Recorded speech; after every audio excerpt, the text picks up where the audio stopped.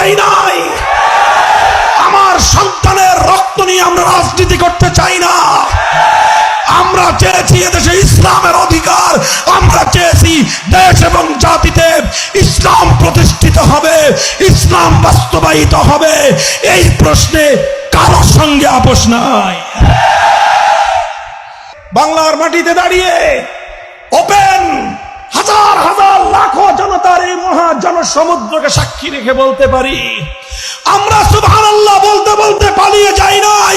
আমরা সুবহানাল্লাহ বলতে বলতে গোটা বাংলাদেশে আমরা ছড়িয়ে পড়েছিলাম।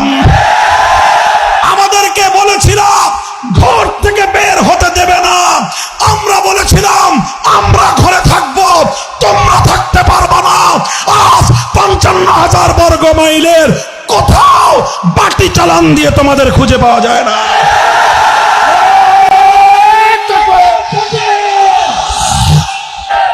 আর যারা ক্ষমতায় যাওয়ার জন্য প্রতিদ্বন্দ্বিতা করতেছেন, করেন ভালো কথা, কিন্তু আগামী দিনে ক্ষমতায় এসে ইসলামের জন্য কি করবেন?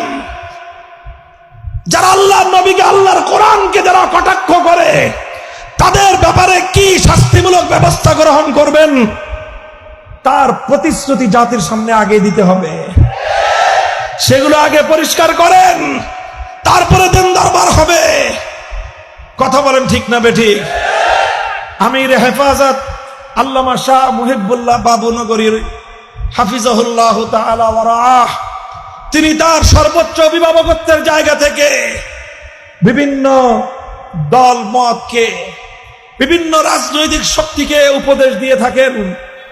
ওনার উপদেশ মানবার চেষ্টা করেন।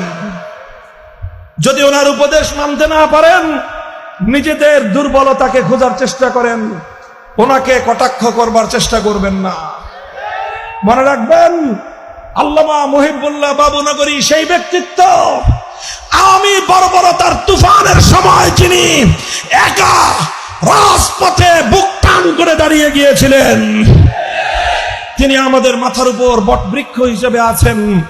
তার অসম্মান হেফাজতে ইসলামের অসম্মান। এটা এদেশের আলেম সমাজ ভালো চোখে দেখে না। যার যার বার্তা, সবাইকে আমি আমার বার্তা পরিষ্কার করে দিলাম। আমাদের বার্তাগুলো নিয়ে ভালোভাবে আপনারা অ্যানালাইসিস করেন। এদেশের আলেম সমাজের হৃদয়ের কথা অনুধাবন করার চেষ্টা করেন।